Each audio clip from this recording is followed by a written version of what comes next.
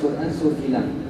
An Abdullah bin Amr bin al-As radhiyallahu anhuma yaqul sami'tu Rasulullah sallallahu alaihi wasallam yaqul inna Allah la yaqbidu al-ilma intiza'an yantazi'uhu minan nas walakin yaqbidu al-ilma biqabdi ulama hatta idza lam yatruk 'aliman ittakhadha an-nasu ru'usan juhalan fasu'ilu fa'aftau bighairi ilmin fadallu wa adallu.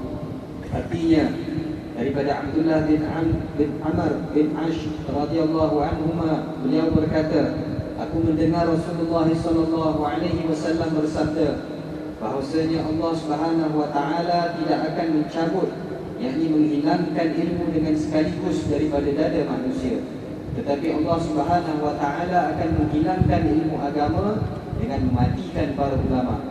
Maka apabila para ulama sudah tiada, orang ramai akan memilih orang yang jahil sebagai pemimpin mereka. Maka apabila pemimpin jahil itu ditanya, mereka akan berfatwa tanpa ilmu pengetahuan, lalu mereka sesat dan menyesatkan orang lain. Ini bahaya yang sedang melanda kita, yaitu ilmu agama beransur hilang dengan sebab para ulama yang merupakan pewaris Nabi meninggalkan kita satu persatu. Jadi Allah Subhanahu wa taala bukan menghilangkan ilmu ini sekaligus daripada dada umat Islam, tetapi ilmu agama ini hilang dengan kewafatan para alim ulama. Saya kira dalam 2 tahun akhir ini di Kedah saja ada lebih 10 orang ulama yang meninggal dunia. Ada ganti dia tapi tak semacam dengan yang lebih dahulu.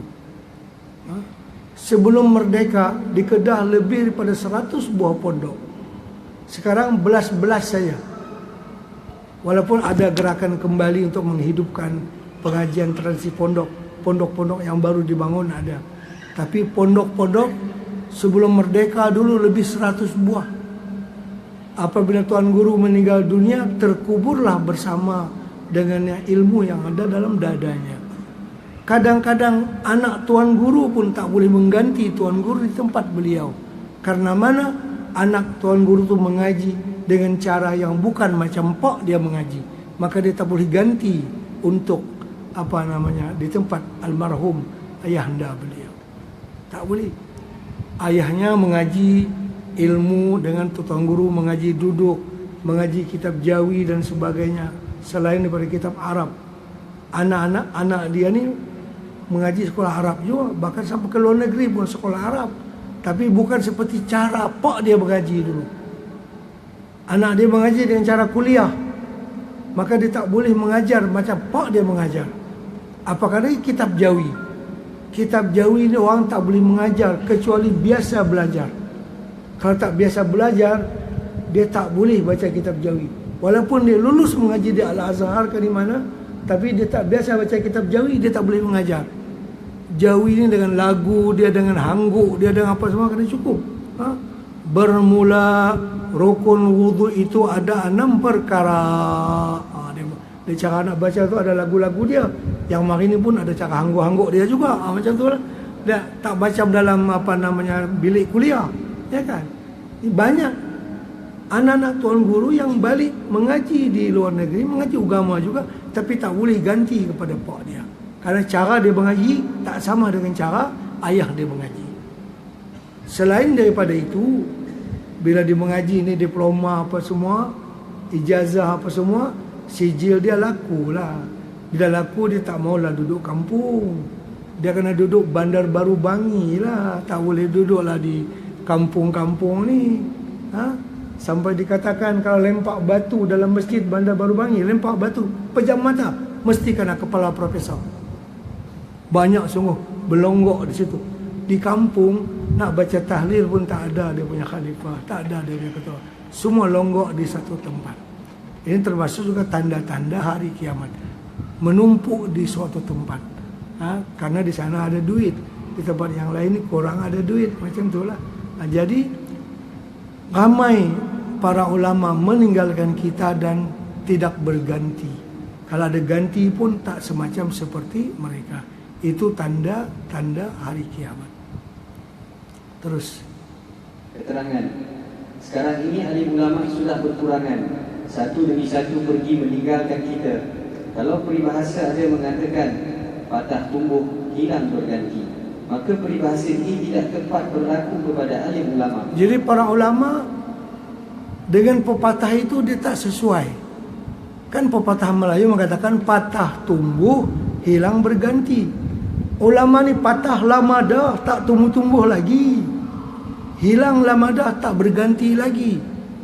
Kalau jabatan di kerajaan, menteri dan sebagainya tak patah lagi, waduh tunggu lama dah. Tak tumbuh lagi, tak patah dah tumbuh dah. Ya kan? Macam itulah. Tapi kalau ulama sudah lama patah, sudah lama tak ada di kawasan tu. Saya tahu dalam beberapa tahun yang lalu di negeri Kedah lebih kurang 20 masjid tak ada tok imam. Yang rasmi nak dilantik ni tak ada. Sekarang masjid lebih pada 600 buah di negeri Kedah. Ada beberapa puluh yang tak ada tok imam. Melainkan Tok Bilal lah jadi imam sementara. Nak kahwin apa semua tumpang kepada qaryah yang berhampiran. Bayangkan. Jadi kekurangan ulama, kekurangan orang yang boleh membimbing masyarakat secara langsung.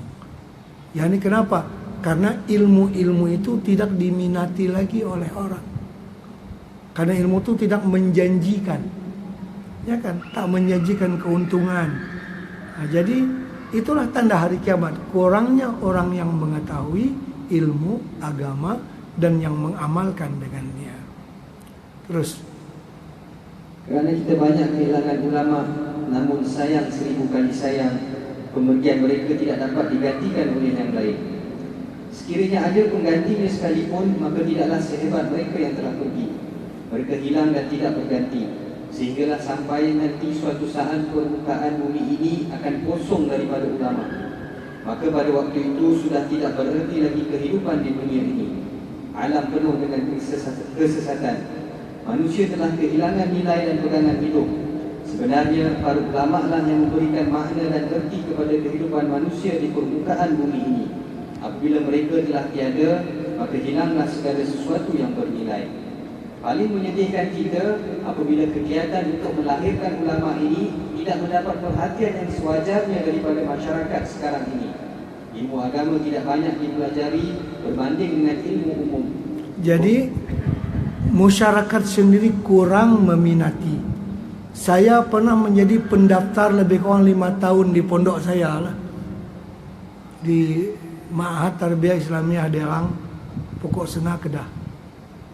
Dalam borang pendaftaran nomor 11 tu ditanya, kenapa pondok ini menjadi pilihan oleh ibu bapa lah bagi masuk anak dia ke pondok kita ni, apa sebab? Dia tulislah karena pondok ini menjalankan tarbiyah Islamiyah yang tulid lah apa-apa semua. Macam biasalah dia tulis. Bila kita interview, sebenarnya banyak tak semacam dia tulis dalam borang tu. Pasal apa anak dia dihantar mengaji ke pondok kita? Pasal tak boleh terima dah di sekolah lain. Sekolah ni pun tolak, yang ni pun tolak. Harap hantar ke pondok, berkat embuih-embuih tu guru lebih kurang jadi orang saleh, jadi orang baik. Jadi ni masyarakat kita sendiri memandang agama tu rendah. Anak yang nak pergi mengaji agama ni anak yang paling tak berguna bagi dia. Kalau dapat asrama penuh apa semua, oh dia mesti pergi sana. Yang pergi pondok ni pasal apa? Pasal tak ada ruang lain. Dia ada masalah di tempat lain. Yalah, tak apa jugalah jadi bengkel lah pola pondok ni untuk memperbaiki pelajar. Bagus lah kerja. Tapi dalam bengkel ni kalau sampai 10 orang macam tu, dia buat geng dalam pondok, kita pun pening pala nak tong mereka macam mana. Ya kan? Ibu bapa rasa macam selesailah masalah aku di rumah. Tidak usi adik lah apalah hantar ke pondok, selesai masalah. Jangan, tolonglah kita. Nah, jadi hantarlah anak-anak yang cerdik-cerdik yang akan menjadi ulama pada masa hadapan yang lebih mencabar. Jadi orang kita sendiri hantar ke pondok ni, Masya Allah. Jadi anak yang kira-kira bagi dia ni yang paling tak berguna lah, itu hantar ke pondok. Yang ada harapan untuk macam ini semua hantar dengan cara lain. Ya, jadi daripada pengalaman itu kita tahulah bagaimana masyarakat kita minat mereka terhadap agama itu kurang. Sehingga kepada pendidikan, institusi pendidikan pondok macam ini pun kurang diperhatikan dan kurang disokong dengan cara memberikan pelajar-pelajar yang terbaik. Terus pondok-pondok dan madrasah-madrasah kurang mendapat perhatian daripada para cendekiawan. Mereka lebih mengutamakan pelajaran di bidang keduniaan yang dapat menjanjikan keuntungan harta benda dunia. Tapi sekarang ni ni saya cerita ni tahun 80, 90. Sekarang tahun 2000 ni Masya Allah sudah ada perubahan. Mahat tahfiz saja berapa satu negeri, banyak sekarang. Dulu nak cari mahat tahfiz di satu negeri ni nak beli kira 1-2 tu kira banyak. Sekarang ni hampir setiap daerah ada mahat tahfiz. Masya Allah, sudah ada kesedaran, maksudnya sudah ada arah kembali ke sana. Alhamdulillah, kita bersyukur. Yang tuan-tuan kata pula lah ni pun dah masih tetap macam dulu, sudah berubah. Kan berubah sekarang kita. Dulu tahun 70-an, tahun 80-an, ustazah yang mengajar ilmu tauhid apa di kampung tak pakai kita panggil jilbab macam ni lah, pakai kerudung yang letak atas kepala tu saja, brojoi lagi rambut tu ustazah tu tahun 70-an. Sekarang orang berniaga ikan pun pakai Masya Allah. Bersyukur juga ada bab-bab yang kita kurang, ada bab-bab yang kita lebih. Ini tanda Allah Ta'ala menjaga agama ini. Kalau kira apa yang dilaksanakan oleh musuh Islam untuk menelanjangkan kita, habis dah kita ni semua. Perempuan-perempuan kita pun tak ada yang pakai macam ni. Lebih baik pula pada tahun 70-an. Banyak yang pakai miniatur pun, ya kan? Masya Allah. Jadi walaupun ada bab-bab lain yang kita kurang, tapi ada juga yang merupakan lebih. Ini juga sebenarnya adanya usaha daripada badan-badan dakwah yang memikirkan kesedaran kepada umat ini. Teruskan. Oleh sebab itu, perlulah kita memikirkan hal ini dan mencari jalan untuk menyelesaikannya. Ya.